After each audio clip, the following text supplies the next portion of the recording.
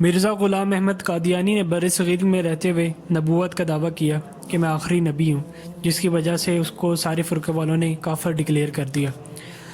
اور بر صغیر کے لوگ زیادہ تر اس پہ لعنت بھی اسی وجہ سے کرتے ہیں۔ لیکن بہت کم لوگ جانتے ہیں کہ یہ نبوت کا دعویٰ کرنے سے پہلے اس نے 7 اور بڑے دعوے کیے تھے، اور اس سے بھی پہلے یہ مسلمانوں کے بر صغیر کے مسلمانوں میں بہت زیادہ مشہور تھا، یعنی اس کے بہت زیادہ مریدین تھے۔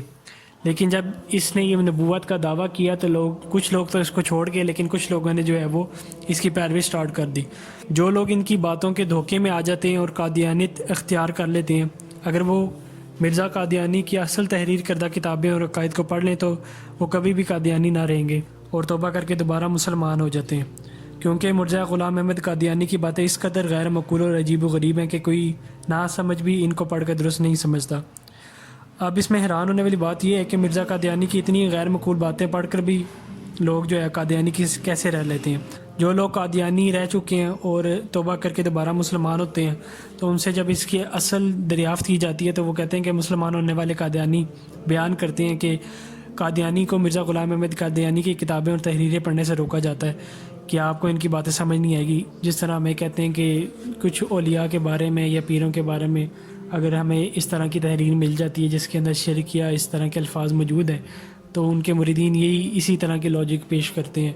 کہ یہ علم و معرفت کی باتیں یہ آپ کی سمجھ میں نہیں آنے والی۔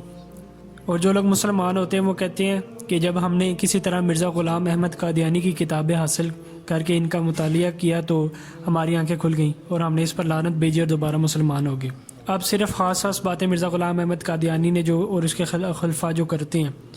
وہ میں آپ کو بیان کرتا ہوں۔ سب سے پہلا جو 8 دعوے اس نے کیے تھے اس میں سے سب سے پہلا اس نے دعویٰ کیا تھا کہ کرسچن ہونے کا دعویٰ۔ اب میں مرزا قادیانی کے یہ الفاظ کوٹ کر رہا ہوں کہ جیسا کہ آریہ قوم کے لوگ کرسچن کے ظہور کا ان دنوں میں انتظار کرتے ہیں، وہ کرسچن میں ہی ہوں۔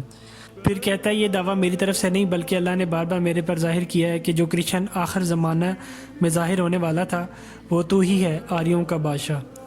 نعوذ باللہ۔ یعنی کہ یہ دعویٰ کر رہا ہے کہ اللہ میرے ساتھ جو تھا وہ کلام کرتا تھا۔ پھر اس نے دوسرے نمبر پہ دعویٰ کیا کہ یہ مجدد ہے۔ پھر یہ کہتا ہے کہ میں جب 13ویں صدی کا اخیر ہوا اور 14ویں صدی کا ظہور ہونے لگا تو اللہ نے الہام کے ذریعے مجھے یہ خبر کی کہ تو اس صدی کا جو ہے مجدد ہے، نعوذ باللہ۔ پھر اس نے تیسرے نمبر پہ دعویٰ کیا محدث ہونے کا۔ مرزا قادیانی کہتا ہے اس میں شک نہیں کہ یہ عاجز اللہ کی طرف سے اس امت کے لیے محدث ہو کر آیا ہے، اور محدث ایک معنی سے نبی بھی ہوتا ہے، نعوذ باللہ۔ چوتھے نمبر پہ اس نے دعویٰ کیا تھا کہ میں امام مہدی ہوں، اور اپنی تحریر میں یہ لکھتا ہے کہ وہ آخری مہدی جو تنزل اسلام کے وقت اور گمراہی کے پھیلنے کے زمانے میں براہ راست اللہ سے ہدایت پانے والا اور اس آسمانی معاہدہ کونے سرے سے انسانوں کے آگے پیش کرنے والا اور تقدیر الہی میں مقرر کیا گیا تھا، جس کی بشارت آج سے 1300 سال پہلے حضرت محمد نے دی تھی، وہ میں ہی ہوں، نعوذ باللہ۔ اس کے کم بخت ہونے کا اور کم عقل ہونے کے لیے یہ نشانی کافی تھی کہ اس نے امام مہدی ہونے کا دعویٰ کیا، لیکن یہ یہاں تک نہیں رکا۔ اس نے پھر آگے یہ دعویٰ کیا کہ میں مسیح ہوں، اور مرزا قادیانی کہتا ہے یہ بات سچ ہے کہ اللہ کے وحی اور الہام سے میں نے مسیح ہونے کا دعویٰ کیا، نعوذ باللہ۔ پھر اس نے کہا کہ میں مسیح موعود ہوں، یعنی کہ جس کا انتظار مسلمان کر رہے ہیں آخری زمانے میں وہ مسیح میں ہوں، یعنی حضرت عیسیٰ میں ہوں۔ اس بارے میں وہ کہتا ہے کہ ہر ایک شخص سمجھ سکتا ہے کہ اس وقت جو ظہور مسیح موعود کا وقت ہے، کسی نے بجز اس عاجز کا دعویٰ نہیں کیا کہ میں مسیح موعود ہوں، بلکہ اس مدت 1300 سال میں کبھی کسی مسلمان کی طرف سے ایسا دعویٰ نہیں کیا کہ میں مسیح موعود ہوں، اور میرا یہ دعویٰ ہے کہ میں وہ مسیح موعود ہوں جس کے بارے میں اللہ کے تمام کتاب میں پیشن گوئیاں ہیں کہ وہ آخری زمانے میں ظاہر ہوگا، نعوذ باللہ۔ اب جو سب سے آخری دعویٰ جس کی وجہ سے اس کو جو ہے وہ کافر سارے فرقوں نے ڈکلیئر کیا، وہ تھا نبی ہونے کا دعویٰ۔ اور مرزا قادیانی کہتا ہے کہ میں رسول بھی ہوں اور نبی بھی ہوں، یعنی بھیجا گیا ہوں، اور خدا اسے غیب کی خبر پہنچانے والا بھی ہے، نعوذ باللہ۔ اب میں نے آپ کے سامنے جو ہے وہ 7 دعوے رکھے ہیں۔ پہلے اس نے دعویٰ کیا کرسچن ہونے کا، پھر مجدد ہونے کا، پھر محدث ہونے کا، پھر امام مہدی ہونے کا، پھر مسیح ہونے کا، پھر مسیح موعود ہونے کا، پھر نبی ہونے کا دعویٰ کیا۔ اب ایک پاگل انسان ہی ہو سکتا ہے جو اتنے زیادہ دعوے کر سکے کہ میں محدث بھی ہوں، میں کرسچن بھی ہوں، میں مجدد بھی ہوں، میں مہدی بھی ہوں، میں مسیح عیسیٰ بھی ہوں، میں نبی بھی ہوں، پھر آگے یہ بھی دعویٰ کرتا ہے کہ مجھے جو ہے وہ موعظے بھی جو ہے وہ حاصل ہے. پھر اس نے آگے یہ بھی دعویٰ کیا کہ میں خاتم النبیین محمد ہی ہوں اور احمد بھی ہوں. اور مرزا غلام احمد قادیانی یہ بھی کہتا ہے کہ سچا خدا وہی ہے جس نے قادیان میں رسول بھیجا. اپنے آپ کو عیسیٰ علیہ السلام کہہ کہ اس نے نبی ہونے کا دعویٰ تو کر دیا. اور یہ صرف یہاں تک نہیں رکا, پھر اس نے خاتم النبیین محمد صلی اللہ علیہ وسلم کا ہونے کا دعویٰ کیا اور احمد ہونے کا بھی دعویٰ کیا. خاتم النبیین محمد صلی اللہ علیہ وسلم ہونے کا دعویٰ اور احمد ہونے کا دعویٰ, اس میں جو ہے وہ میں زیادہ دلیل نہیں دوں گا, لیکن صرف ایک دلیل دوں گا, کیونکہ اس سے پہلے میں ایک حدیث آپ کو کوٹ کر دوں کہ حضور اقدس صلی اللہ علیہ وسلم نے 1400 سال پہلے فرمایا, ان قریب میری امت میں 30 کذاب ہوں گے کہ ان میں سے ہر ایک کا زعم ہوگا کہ وہ اللہ سبحانہ و تعالیٰ کا نبی ہے, حالانکہ میں خاتم النبیون ہوں اور میرے بعد کوئی نبی نہیں ہے. اور یہ حدیث بخاری اور مسلم دونوں میں. لیکن اس کے برعکس مرزا قادیانی کیا کہتا ہے کہ جس نے میرے اور حضرت محمد کے درمیان فرق کیا اور دونوں کو الگ الگ سمجھا, اس نے نہ مجھے شناخت کیا اور نہ پہچانا اور نہ ہی دیکھا اور نہ سمجھا. اور صرف اتنا نہیں, اس نے یہ دعوے بھی کیے کہ حضرت محمد صلی اللہ علیہ وسلم نے صحیح طرح سے جو ہے وہ دین جو ہے وہ نہیں تھا پیش کیا, اسی لیے اللہ تعالیٰ نے مجھے دوبارہ بھیجا ہے, اور نعوذ باللہ. اور اس طرح کے اتنے دعوے کیے,